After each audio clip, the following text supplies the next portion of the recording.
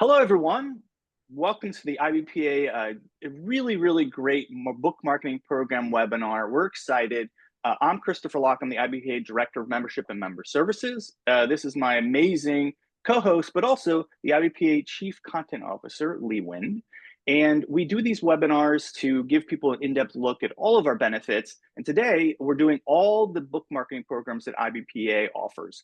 Lee's going to be running things. I'm going to be also running some stuff. So Lee, why don't you take it away? Super. Hey, everybody. Welcome. We're glad you're here. For those watching the recording, we're glad you're watching and keeping up with us. So I have a couple of slides at the top. Just want to let you know, IBPA is a nonprofit trade association. 501c6 is our fancy designation. But basically, the important thing to know here is that our goal is to help you achieve. IBPA's motto is helping each other achieve and succeed. We've been around for, I think it's 43 years. And we really don't want you to participate in something if it's not going to help you. We want your business to be successful. All right.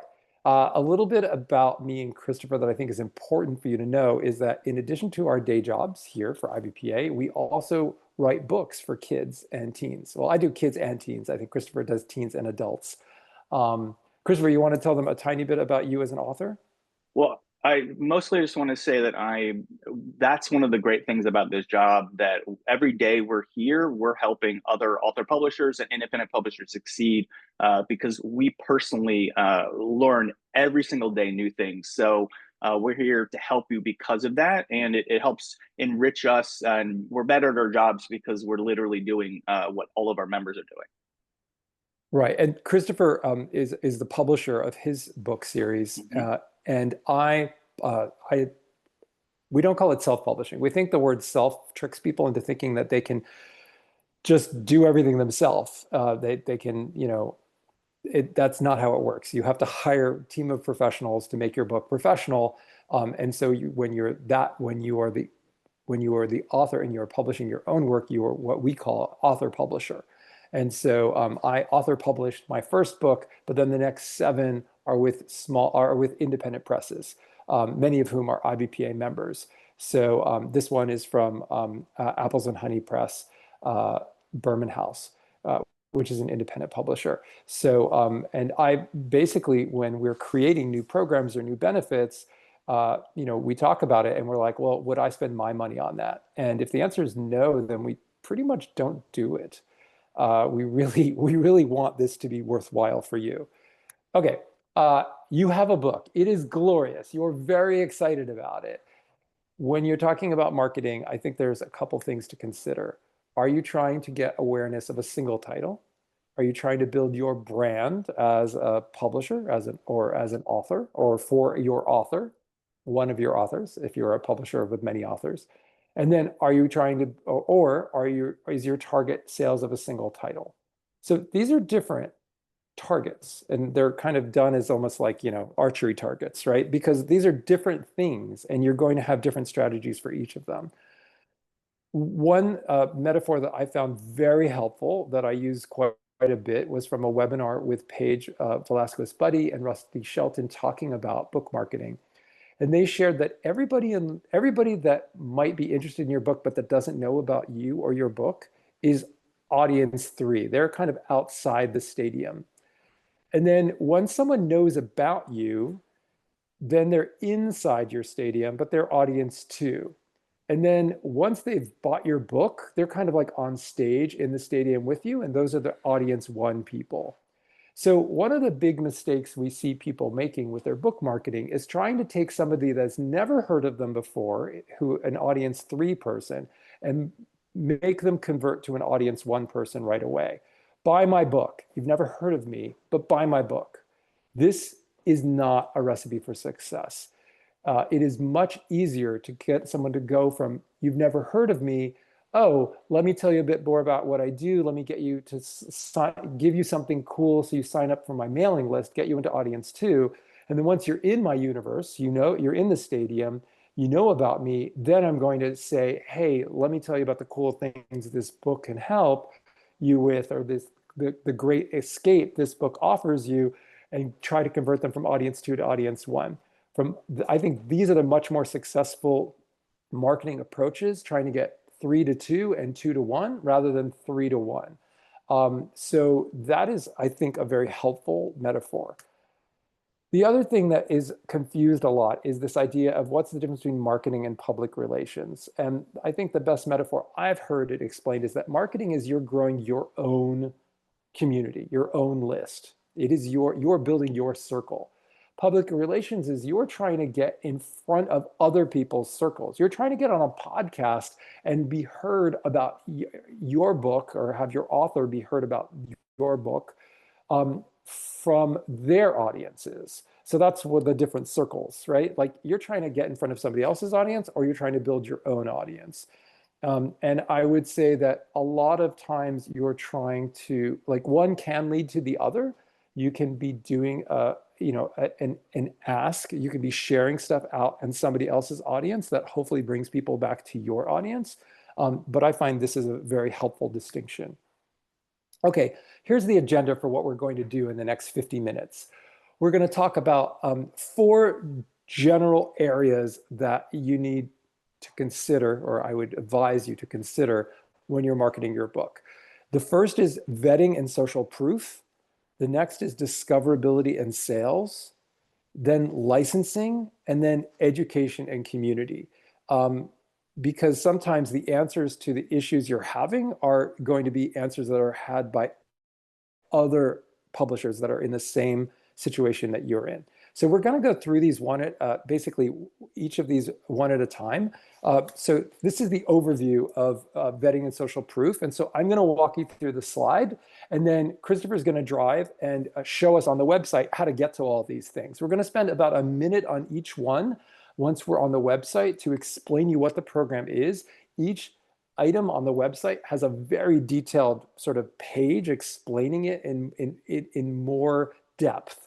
We're not going to be able to get into crazy depth today, but we're going to give you an overview, and then you can go online and read all the details. And then if you have questions, you can follow up. We'll certainly have time for questions built in as well as we go. Okay, you have a book, but nobody really knows about you or your book. So how do you get social proof for your book? How do you vet your book? The biggest challenge that we see independent publishers, whether they're authors or companies, have is that they need somebody else to say the book is worthwhile.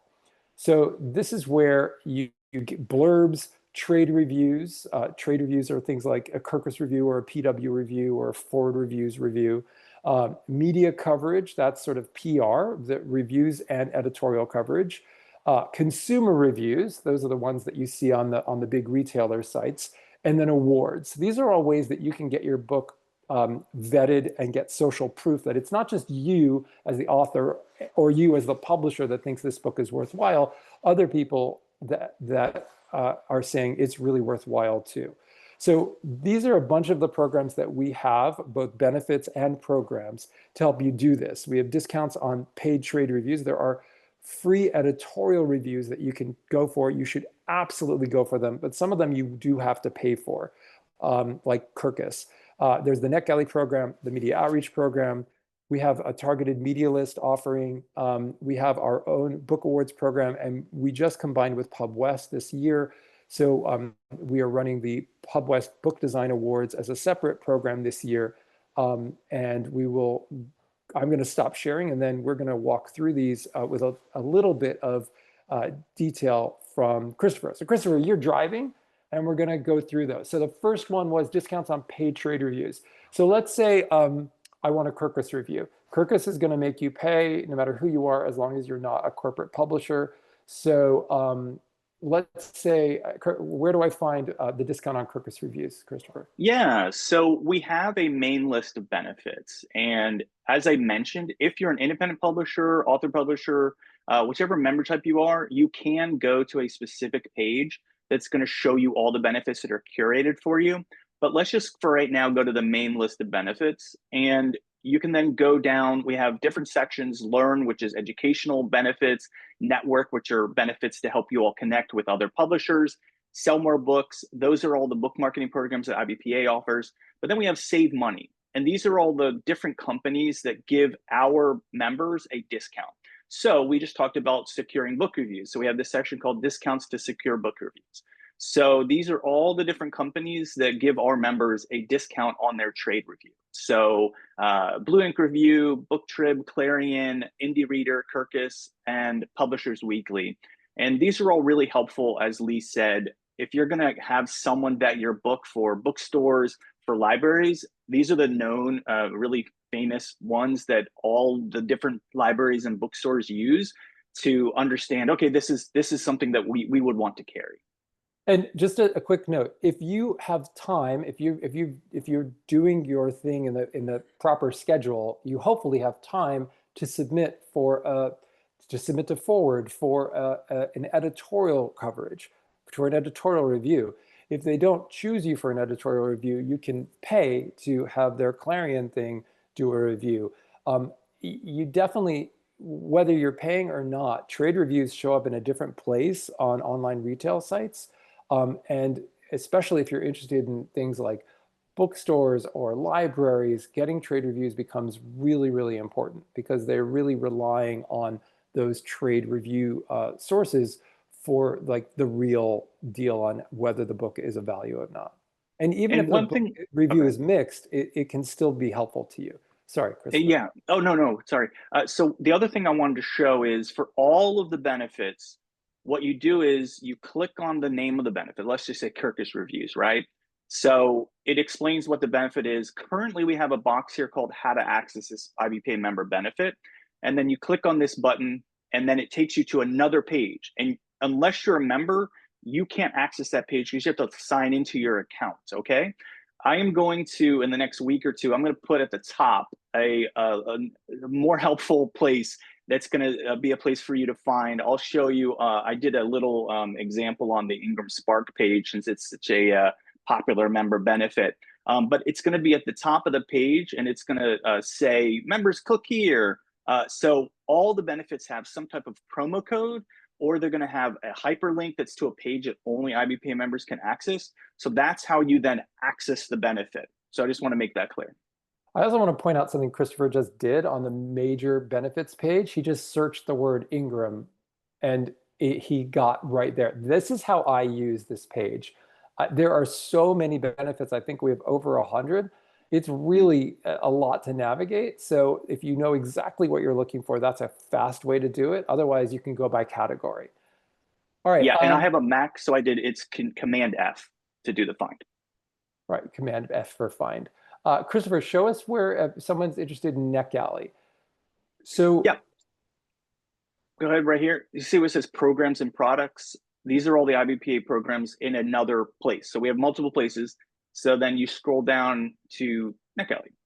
now NetGalley is a program that is basically trying to help you build out the consumer reviews for your books. A lot of the times, the people that review books for NetGalley, you can contact them and say, would you please post this review on the retail sites, the retailer sites, and they'll do it. And that's a way that a lot of books get a lot of those retail consumer reviews populated. Christopher, you ran NetGalley for a while. You want to say a little bit more about it? Absolutely. So we just talked about trade reviews, but as Lee mentioned, so this is consumer reviews mostly. If you want to get people to leave, just book lovers in general, this is a really great place for you to just get a bunch of people reading your book. You give us a copy of your book, they download it for free, and then they're expected to hopefully leave a review. And they're honest reviews, so they won't necessarily be all positive, but that's the whole point. You want honest reviews. And they can then leave those reviews, not just on NetGalley, which has 600,000 people on it, but it also on their Amazon page, on the book page for Goodreads, all the different places online. And to show you for any one of our products, you're going to click on whatever the product is. And then this is how you add it. You sign into your account, by the way, because you want to make sure you have the discount. And then this is the non-member price, right? So the discount's $200 less than this. But you add the item and then you go through the checkout process. And then for many of our products, when you buy something, you'll get two emails. One says thanks for ordering this, and then you'll get another email that says please download the next steps document here. And it's a link. And then that's a PDF that walks you through the process of like what you need to prepare and where you need to go to give us the information for your book. Or like in the case of NetGalley, what you're doing is you're providing a digital copy of your book, whether it's an audio or an ebook file. And then that is what is being downloaded by the people on the NetGalley site so they can read your book and then leave a review. Okay, so next, Christopher, media outreach program. So one of the things we hear from our publisher members is that paying for a PR is really expensive. And it is. If you hire a PR company, often there's a multi-month contract and it's multi-thousands of dollars each month.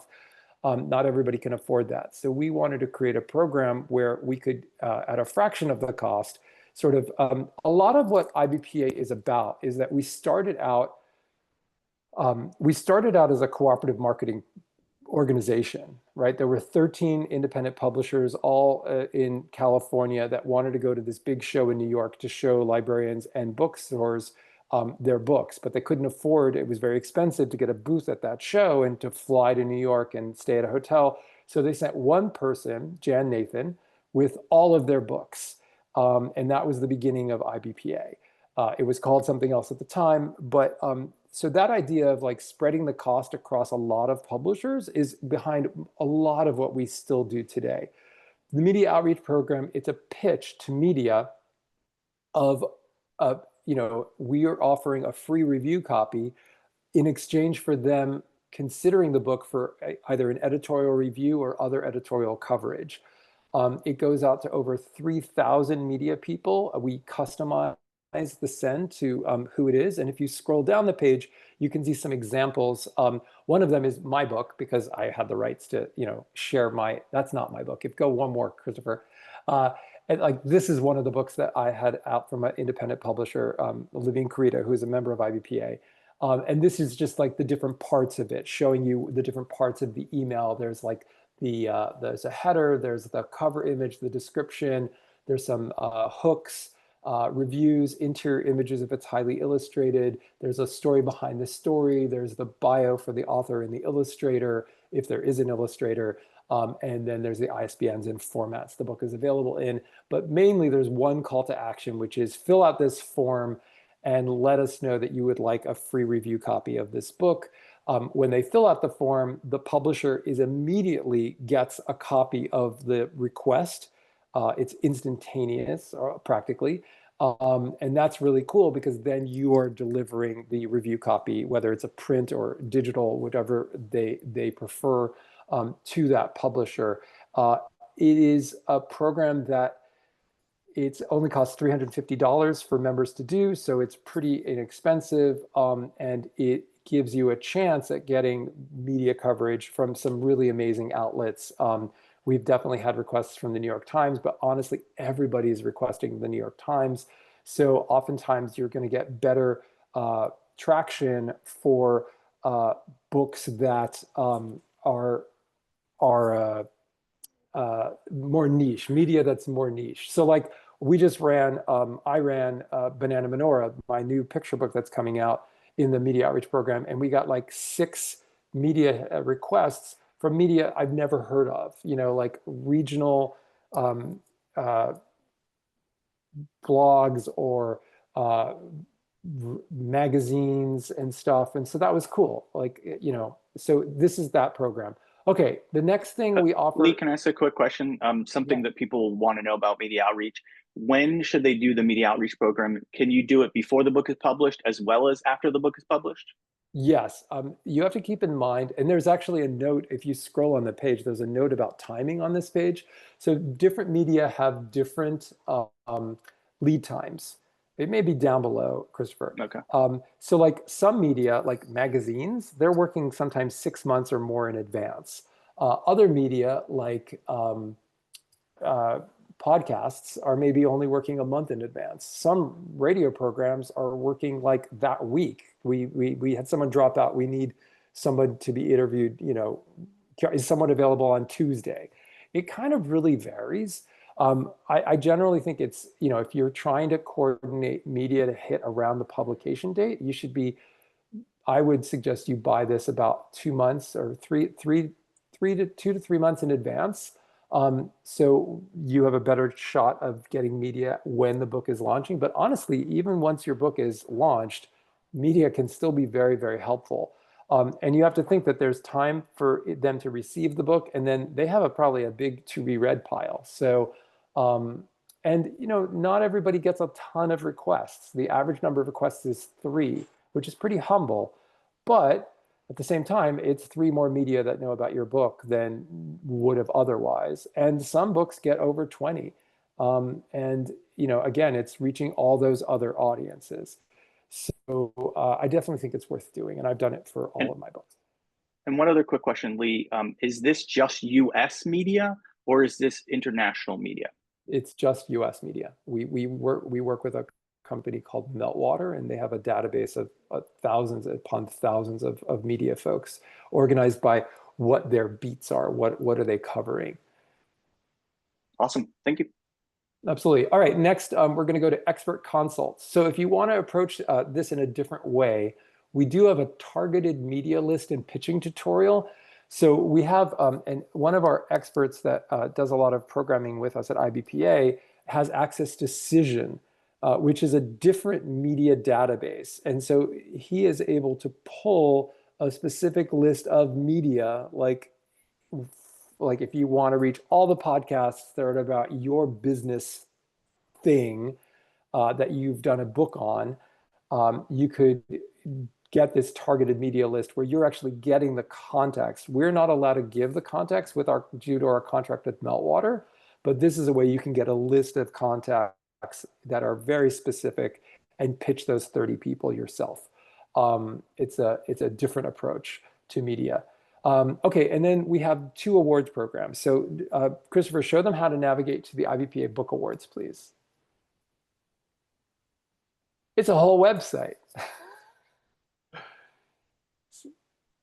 So you can see that there's a how to enter for the IBPA Book Awards. There's a list of all the categories. There are the sort of the dates. There's the entry label. Actually, this is not the list of all the categories. Oh, I think the entry label has all the categories. Mm-hmm. Yeah, once you actually like go through these are the categories here. So how to enter categories. This explains the judging process, and then so you can click through and see how that all works. And then there's also the PubWest Design Awards.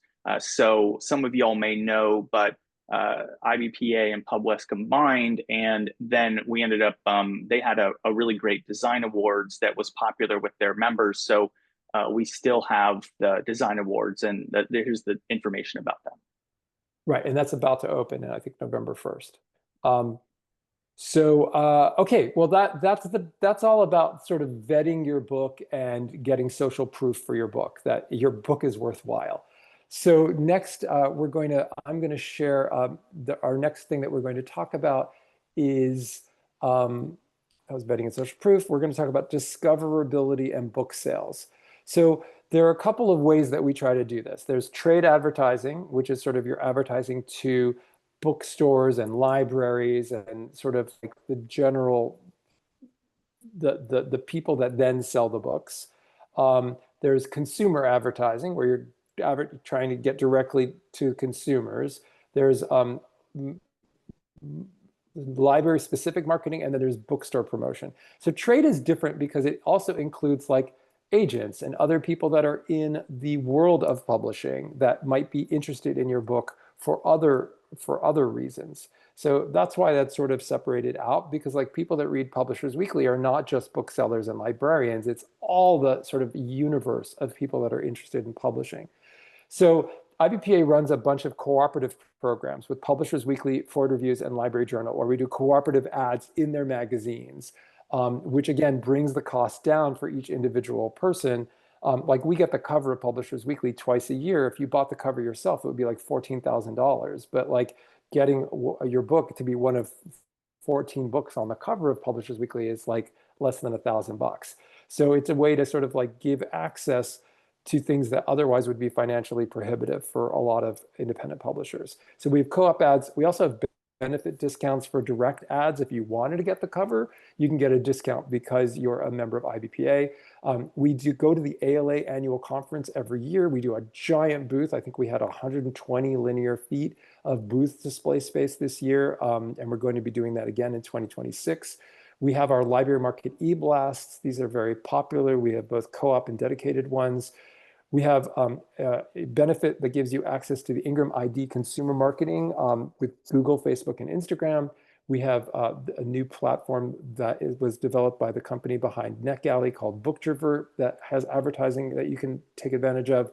We also have a few more programs so that experts can help you with in making sure your metadata is in good condition, and also that your Amazon product pages are as good as they can be.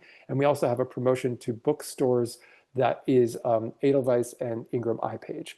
Okay, so that's the big overview, and then we're going to kind of go through those a little bit more one at a time. Christopher, you're driving. Yeah, Let's start I with the co-op ads, please. Yeah, and I want to bring up a really important point that somebody asked in the question. So they were saying, what's the best return on investment with these various book marketing programs? So here's something that's really important. And you shouldn't just do programs to be like, oh, I just want to sell books, right? You should be thinking, what's the best market for your book? So if you want to get reviews, consumer reviews, so that's NetGalley. If you want to get into the library market, it's the ALA program or library market e-blast or the bookstore promotion. But you should be thinking about where is the market where your book is going to be the best fit, because that's going to get you the best return on investment. If you aren't sure about that, IBPA staff is happy to, if you just give us a call or email us at info@, we're happy to talk through like, okay, what's going to be the best fit for your book. We don't want you to do just all the programs. We want you to do the ones that are the best fit for your book. So when people say, what's the best return on investment? That is the best answer, is talk to us first. And also, you really should be picking what's your market. What's the best market for your book? Lee, did you want to add anything onto that? I think also think about synergy. Oftentimes it's not one thing that works. It's that you've done a bunch of things and that there's a cumulative synergistic effect between doing all of them. Like one of the stories I like best from ALA is that we had an author publisher who was there with his book. He was signing and giving away copies. He had a poster of his book behind him. And as a librarian was walking by, she saw the poster and she's like, I just read that on NetGalley and I loved it. And suddenly there was like a big kind of group of people that gathered around as this librarian just spontaneously was telling these other librarians how much they loved this book. The author was really excited. They signed copies and gave it to all those librarians. We scanned the badges of all those librarians so that author publisher could follow up with them. It was a really great moment. It wouldn't have happened unless he had been doing all those things right? Like setting himself up for success, looking for the synergy between all these things. And one other clarification, someone's asking about the book awards and what year their book can be published. So I do want to clarify, the book awards are for that year. So right now we're in 2025. So if your book was published in 2025, you can submit your book. If your book was published before 2025, you cannot submit your book any longer for the book award. Just want to make that clear. Okay, so let's share the screen, and then we're gonna show you where you can find the various pages for like the trade cooperative. So as we pointed out before, this is all the list of all the various possibilities for the book award book marketing programs. So we have like Publishers Weekly, advertising, and that can get you to the Forward Reviews one, the Library Journal. Lee, can you explain what would be a good reason to do advertising? Like these are obviously Publishers Weekly, Library Journal, Forward Reviews. They have reviews that you can do. Why would someone want to do an ad in one of these? So it's again, there when you're trying to get the people that don't know about you to know about your book, there's this old rule of marketing that, I don't know, rule, a guideline that you take 7 exposures to make an impression, right? Like that you have to like hear about it a number of times. So if you have a review and you have an ad, maybe that is more incentive for people to be like, oh yeah, they had a beautiful review, and this is reminding me that this book exists. So these magazines all have sort of like different audiences, right? So like Publishers Weekly is a very broad audience of like everybody involved in the book trade, which includes librarians and booksellers and agents and like the whole sort of publishers, the whole ecosystem. Forward Reviews is a review journal where they only talk about books that they loved, and it is only from independent presses and from author publishers. So like they have a very specialized thing. It is a librarians, sorry, I think it's bookstores can get it for free. Maybe librarians can also. But their audience is bookstores and librarians that are really interested in books from indie publishers. Library Journal, as it sounds, it's really for librarians. There's also School Library Journal, though we don't do a co-op ad for School Library Journal. But like, so for these, because there's so much demand for our members to get in front of these audiences, we do co-op ads. And Christopher, can you click in and show us what like a Forward Reviews co-op ad? You can actually see an example. At the top, there were a couple of images. Yeah, right under that main image. So like that's like an example of what one of the pages looked like. From, you know, we're saving you money because you're one of 10 books on the page. And there's a little, I don't know, I think you get 15 words to say a little bit about the book. It explains how they can get it and what the formats are. So, and then there's also, so we do that kind of cooperative ad for those three, Publishers Weekly, Forward, and Library Journal. So then we also offer benefit discounts on direct ads with School Library Journal, Publishers Weekly, Forward, and Kirkus. So to find those, you go back to the benefits page.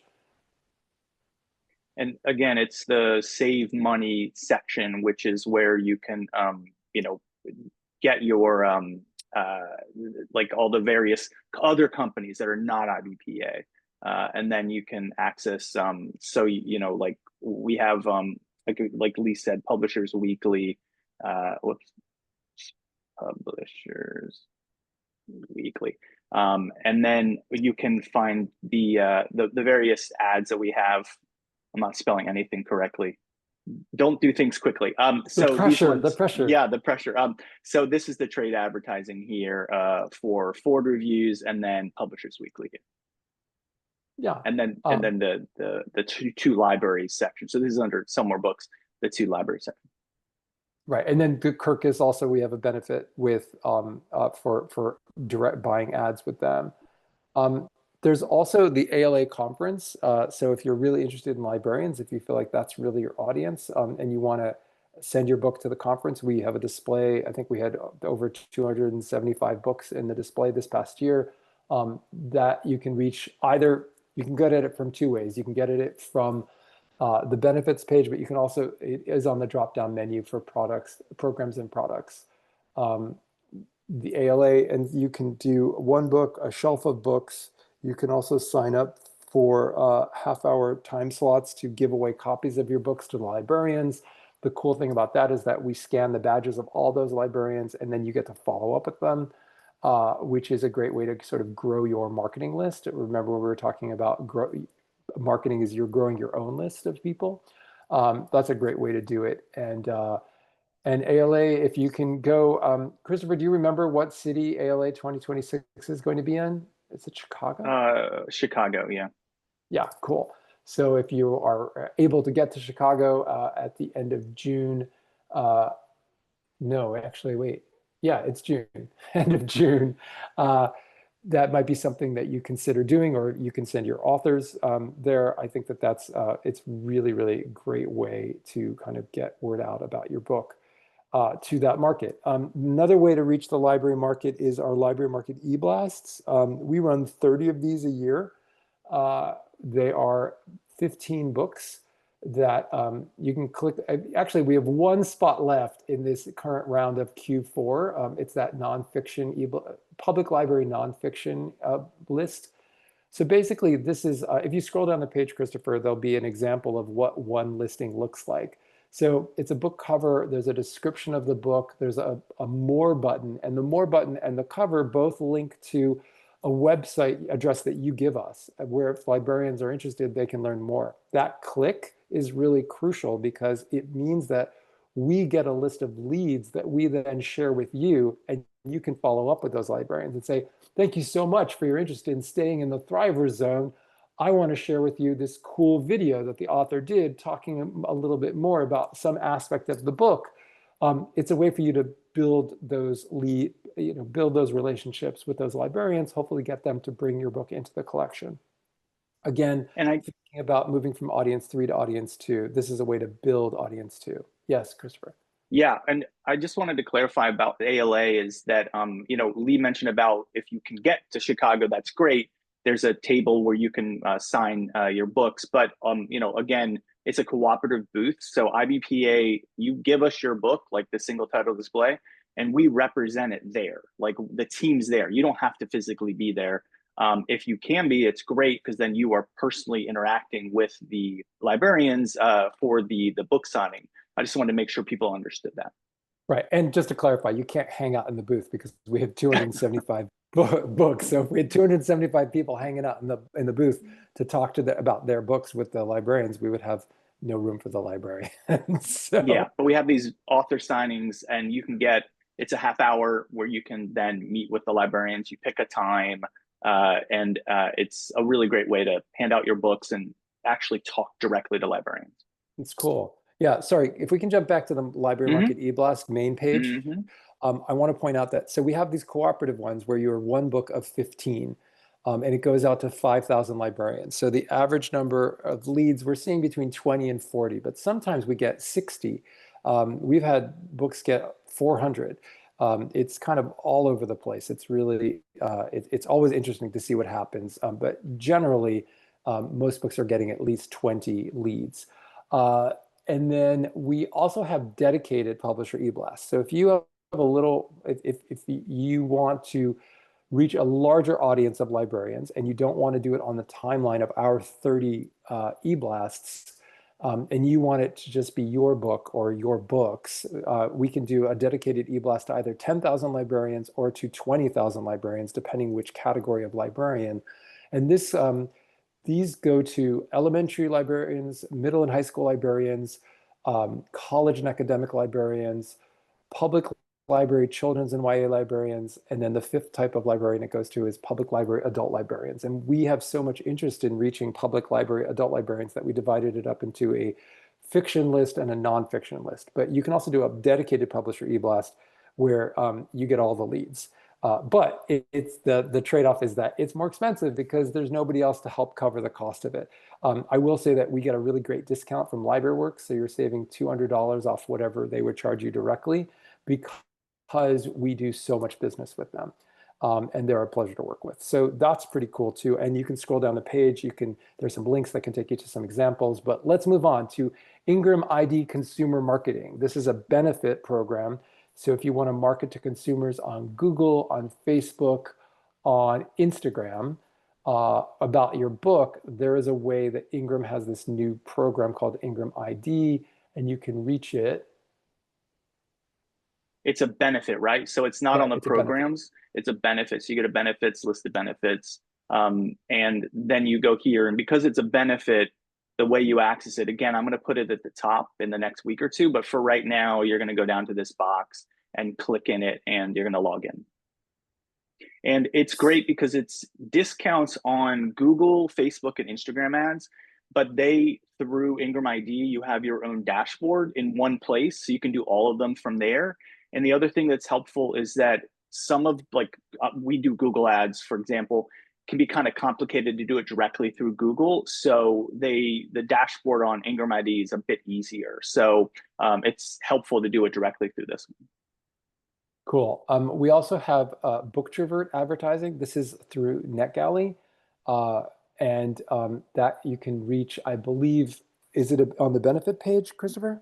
Yeah, it'll be on NetGalley's, like the page here, it's one of the promotional opportunities. So it'll be all the way here. There's 2 options. There's a way to do, and you have to get a listing on NetGalley to also be able to do Booktrovert. But Booktrovert's great because it's an alternative to like Goodreads, where they have the where you can give away books, and so it's like a really cool way for you to do like a fun giveaway. It's new, so it's getting a lot of buzz right now. It's a way to reach consumers that are super interested in books, Hmm. and in your category.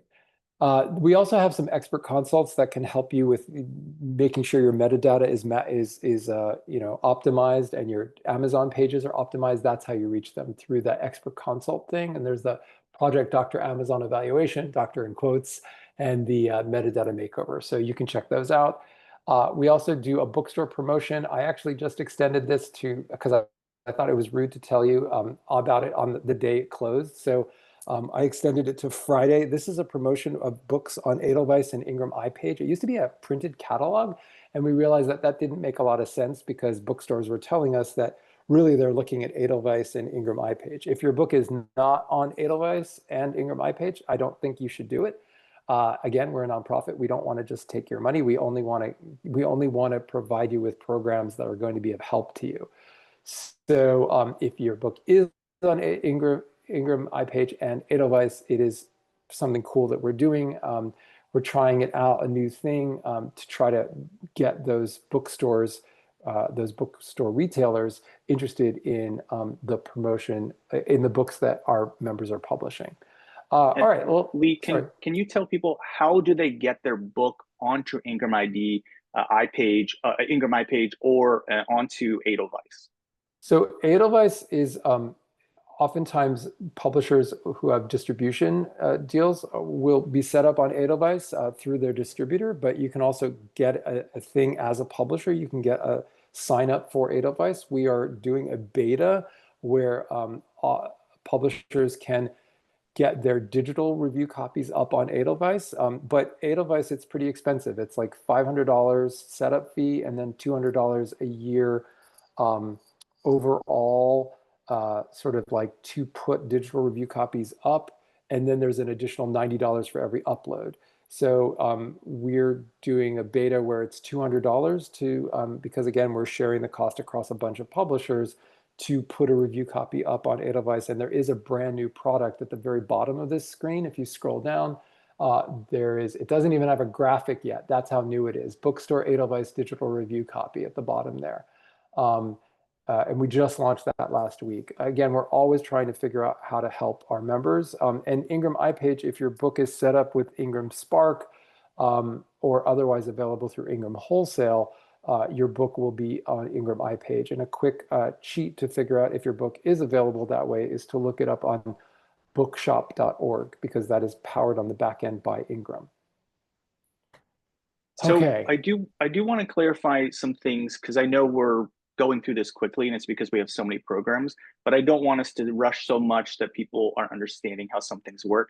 I think the ALA conference was something that I'm seeing a lot of questions, so I just do want to clarify. So the ALA conference has thousands of librarians from all over the US. It is the biggest event for librarians. So IBPA has a cooperative booth where any one of our members, y'all, can do a single title display or even a full shelf display.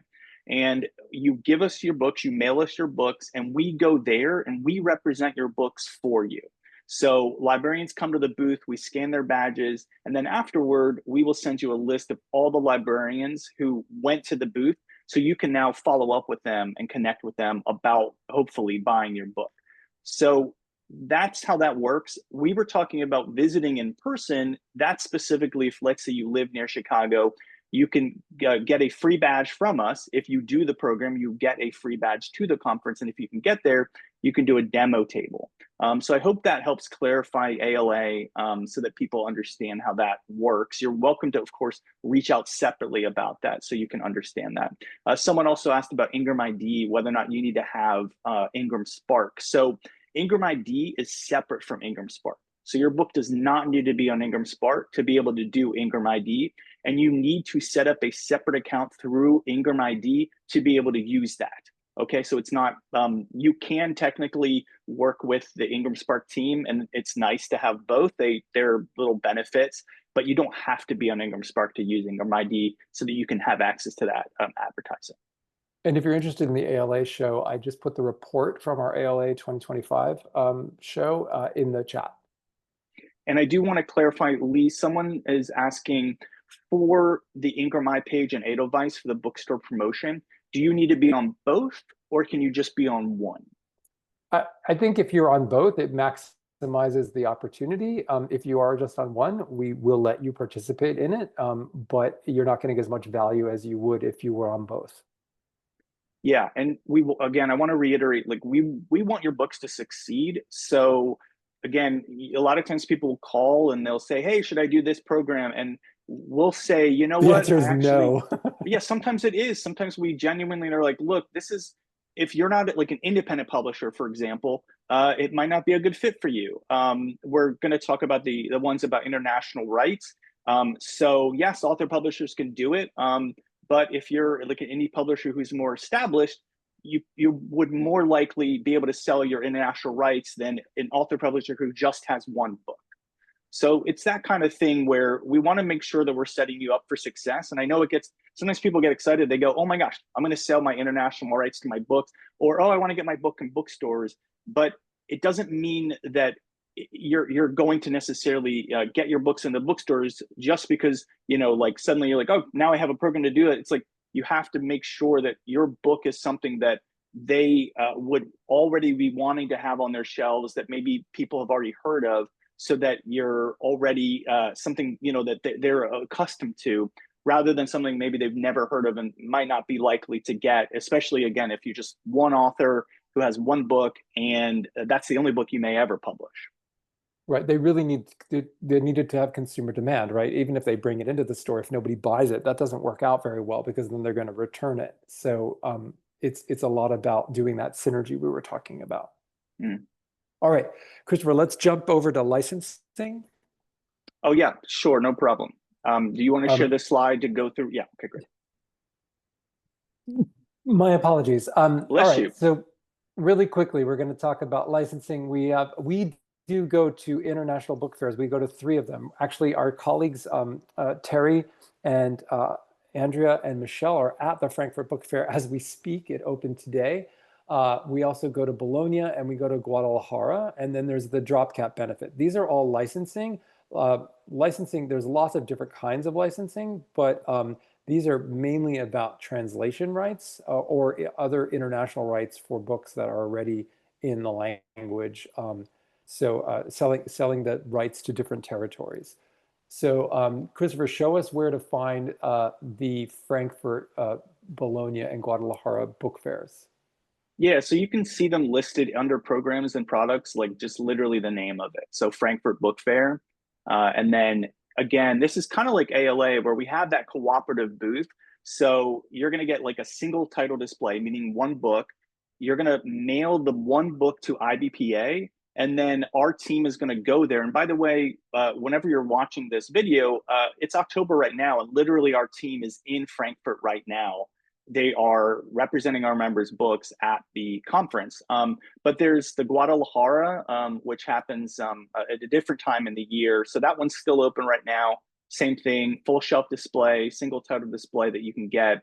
And, again, you want to make sure that it's the right fit for your book. So Guadalajara is more, you have books that like maybe have a Spanish language translation. They have English language books, but they might be a good fit for the Spanish language audience. And then the Bologna Book Fair, we do that. We're going to do that every other year, so we don't have it listed here, but And that's that's more for children. Good, children's.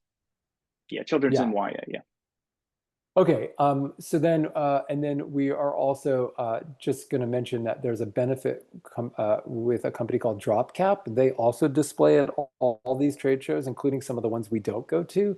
And you can find out more about them representing your books for the possibility of translation rights uh, by clicking there in the benefits section.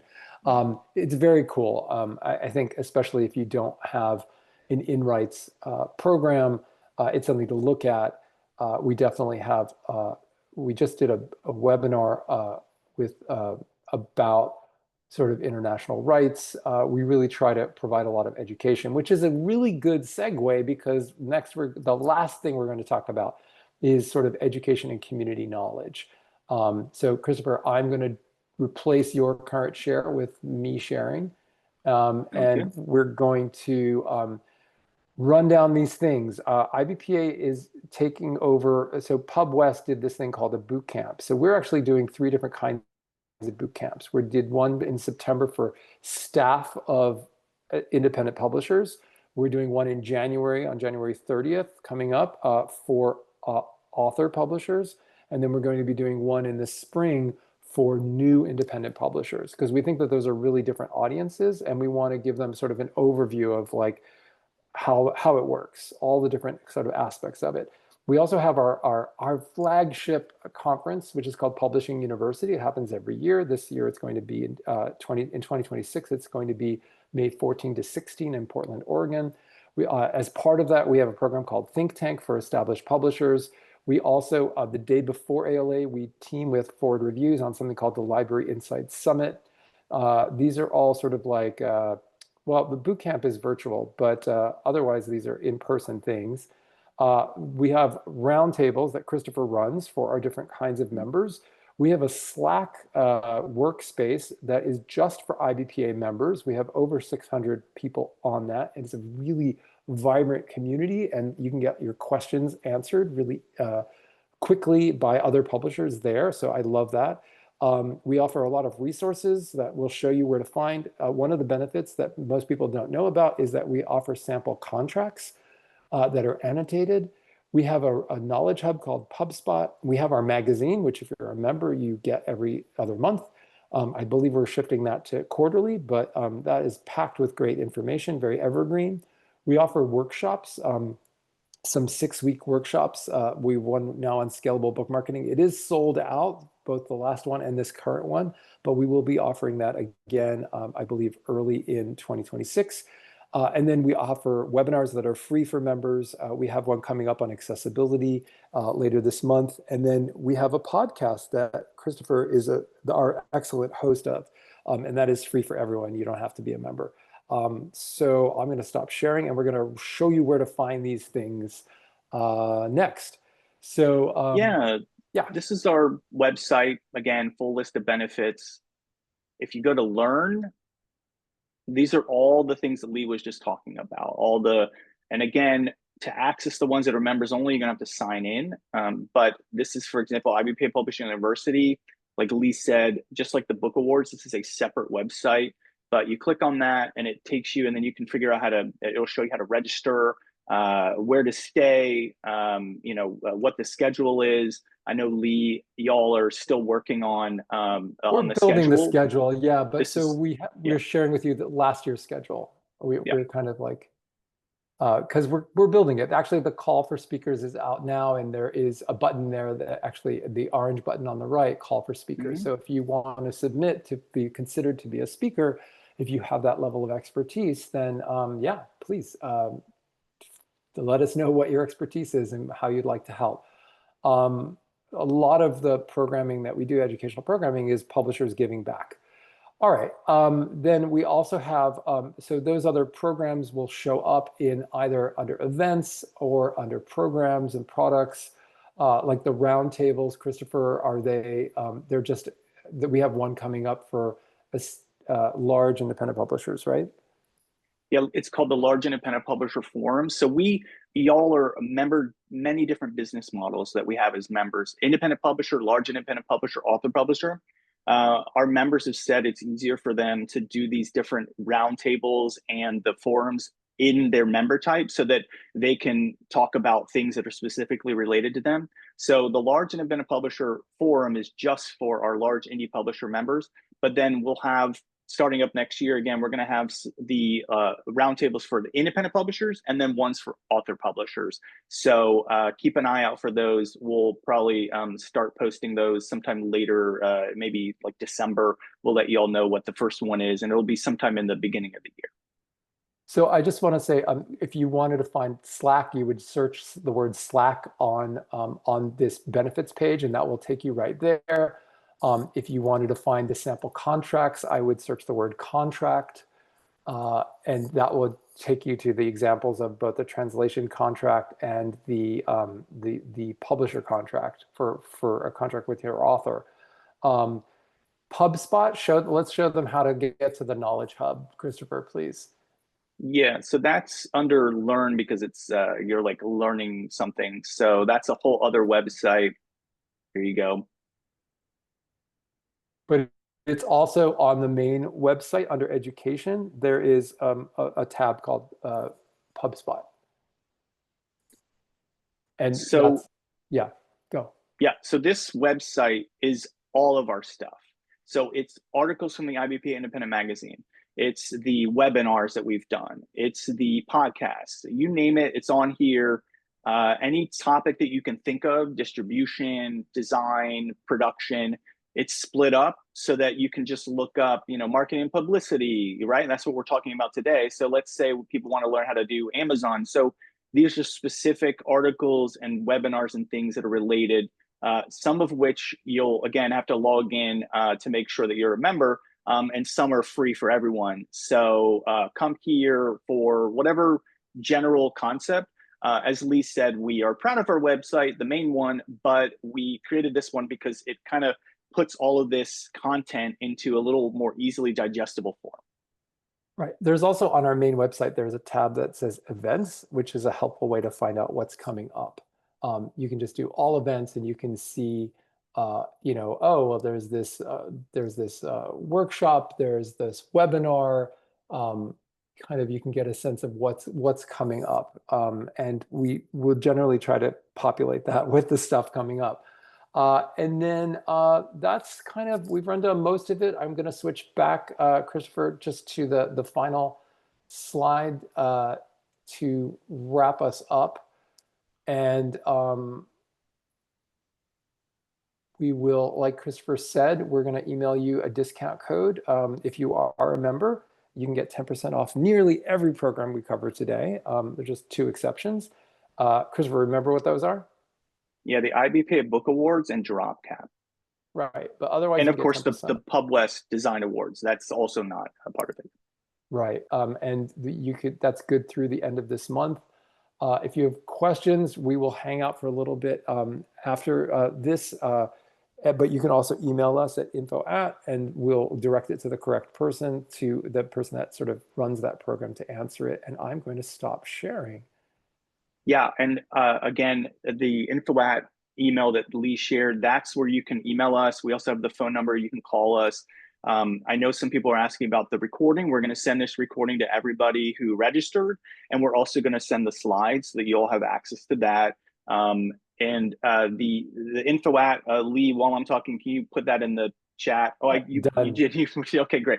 And then I know that people had some other questions. So now that we have a little time, some people were asking how difficult or easy is it to get a Publishers Weekly Library Journal, the free version of the trade review. So those, especially for author publishers, can be quite difficult to come by. Indie publishers is a little easier. And then, of course, the big five get a lot of the special treatment. So they, but Lee, do you have anything you want to put onto that? Yeah, I mean, I've done it. I mean, it's possible. You really have to follow the sort of the rules of the game, right? They want the book 4 months in advance before it publishes. They want a review copy. And again, it helps to have some sort of buzz, some sort of vetting, like why are they going to pay attention? And it's, not every book gets every editorial review, free editorial review opportunity, but you should definitely be trying. I mean, especially outlets that are specifically interested in what, your kind of publishing and independent publishing. Like everybody should be submitting to Ford. Sorry, Michelle's going to kill me that I'm sending everybody to submit to them. But like if you don't get it, then you can always buy a review. I mean, Kirkus, you're stuck. I think it's worth it. I've paid for everyone when it's been my book. I've paid for the Kirkus reviews. I think generally the publishers that I've gone with have paid for the Kirkus reviews because they're so important and so valuable, and everybody pays except for the big five. But getting those trade reviews is really, really important. So yeah, try for the editorial, and if you don't get it, then you can always pay for the paid ones. And something on that note, people are wondering, well, what do you do with if you get a Publishers Weekly or if you get like a Kirkus review? So you should use those in some of the programs we were talking about, like the media outreach program. You should use like, yeah, and Okay, Lee so put his. this is the cover of my book, of my YA novel. And it was, we got such a good Kirkus review, thrilling, positively thrilling, that they put it on the cover of the edition of the next, when they reprinted it. So you can use them as marketing things. Yeah, for like the library market e-blast, if you get a Kirkus review, you should include a quote from your Kirkus review in your different ads. You should put it on your website. You should make sure that you're putting on social media, wherever your book's being advertised. It's important that you don't just get the review and then go, oh well, I got it. Like use it everywhere. Right. Also, you need to attribute your quotes. You can't just put quotes and and and have it floating in the middle of nothing. Like you need to say, well, who's quoting it. If you're trying to vet your book by having somebody else say it was good, you need to say who it was. I mean, and if it's a great consumer review, you can just say, their initials, CL on Amazon or CL on NetGalley or whatever. Like you can use consumer reviews, but you just have to be really transparent with where it's from. Yeah. So again, something I want to reiterate is please reach out to us before you do any of the programs. If you're not sure if it's a good fit for you, email us at info@. We're happy to help. And also, we exist to help publishers succeed. So everything that we have, benefits, all these programs are designed to help you succeed. But we're always open to improvements to them. So feel free to reach out and say, hey, I did the program. Here's something that would be more helpful next time. And or say, hey, we want to reach whatever the consumer market. Can you add more consumer marketing programs? We want feedback from you. We're a member association, so email us to just also suggest, and then we can always add them. And by the way, we have a survey right now for members asking you all for feedback. So before we end, I'll put it in the chat. But we want your feedback. Everything that we do is for you. So we just need to hear from you though to make sure we know what you want. Lee, I'll put in the chat right now the thing. I don't know if there's anything else you wanted to add. I'll add this survey in the chat. Input from librarians say they don't respond to ad and trade publications. They do respond to reviews in those publications, but not ads. Do you agree? I don't know where that, I mean, I think that it depends how you're gathering the data, Kenneth. I spoke recently to BookPage and we just added them as a member benefit. And it's pretty cool because they are, Christopher, is that page up yet? The member benefit page for BookPage? No, I'm still working with them, but we are looking to add a BookPage member benefit. So they are a consumer magazine that is distributed by bookstores and librarians, and they've done research. They hired a third party research organization to find out what the readers of that were motivated by, and it turned out that it didn't really that they were still interested, even if it was an ad, even if it didn't get editorial coverage. If it got an ad, they were still interested in the book. And what's interesting is that if that's driving consumer demand, then those libraries and bookstores are carrying those books because they know that it's going to drive consumer demand.